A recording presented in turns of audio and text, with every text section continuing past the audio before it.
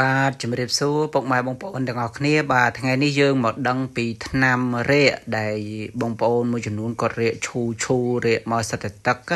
ហើយរាក 4-5 ថ្ងៃប្រើថ្នាំពេទ្យកុំបាត់អីកុំបាត់បងប្អូនអាចសាកល្បងវិធីនេះបានបាទត្រួយតបែកបងប្អូនបេះទេ7ត្រួយទេបងប្អូនណា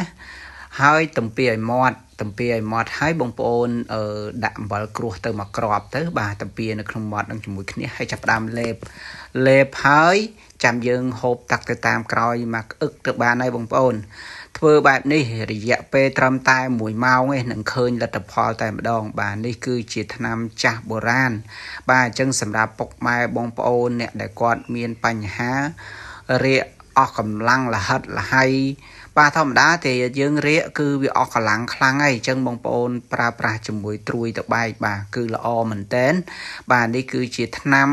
ឱសថបុរាណដ៏ពូកែស័ក្តិសិទ្ធិដែលមានតាំងពីដូនតាយើងមកហើយអញ្ចឹងបងប្អូនអ្នកដែលគាត់មិនទាន់បានសាកល្បងប្រើអាចសាកល្បងបានហើយបើសិនជាក្មេងៗណាបងប្អូនបើក្មេងៗគាត់អត់ចេះទំពាអត់ចេះអីអាចបុកពូតយកទឹកឲ្យគាត់ញ៉ាំបានប៉ុន្តែគ្រាន់តែថា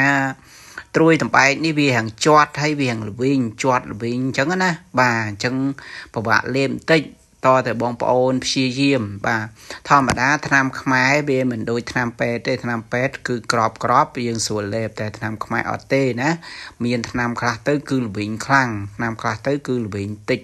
ថ្នាំខ្លះទៅគ្រាន់តែជាត់អញ្ចឹងណាអញ្ចឹងពុកម៉ែបងប្អូនទាំងអស់គ្នាសូមកុំភ្លេចជួយចែករំលែកដល់មិត្តភ័ក្តិបងប្អូនយើងដែលគាត់មានបញ្ហា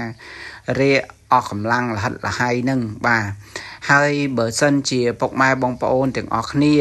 បានមើលវីដេអូនេះហើយបានដឹងពីអ្នកដែលមានបញ្ហារលាកកាពះដំបៅកាពះមានជាតិអាស៊ីតក្នុងកាពះឬក៏ឈឺអាលាកសន្លាក់ឈឺចង្កេះឈឺខ្នងឈឺឆ្អឹងឈឺឆ្អែងប្រឈមមុខនឹងមេរោគមហារីកបាទបងប្អូនអាចប្រើប្រាស់ជាមួយនឹងទឹកញលេងទឹកឃ្មុំនេះបានមួយដបតម្លៃត្រឹមតែ50000នេះបងប្អូនប្រើបានរយៈពេល6ខែណោះបាទបើបងប្អូនគេងមិនលក់បងប្អូនប្រើនៅរៀបចូលគេងណាមួយសព្រាបាយលាយជាមួយទឹកបើបងប្អូនមានបញ្ហាកាពះពោះវៀនរលាកសន្លាក់ឈឺចង្កេះឈឺខ្នងឈឺឆ្អឹងឈឺឆ្អែងឬជំងឺផ្សេងបងប្អូនងើបពីគេងឡើងបងប្អូនដាក់មួយសព្រាបាយកូរជាមួយទឹកជើងធម្មតាមកកែវហើយយើងចាប់ផ្ដើមហូបតែម្ដងហូបនៅពេលពោះទទេណាបងប្អូនបាទបងប្អូនសូមកុំភ្លេចជួយចែករំលែកម្នាក់មួយផងបាទនេះខ្ញុំធ្វើផ្ទាល់ហ្មងអត់មានបានចម្រាញ់ចេញមកពីណាទេធ្វើផ្ទាល់ដៃណាបងប្អូន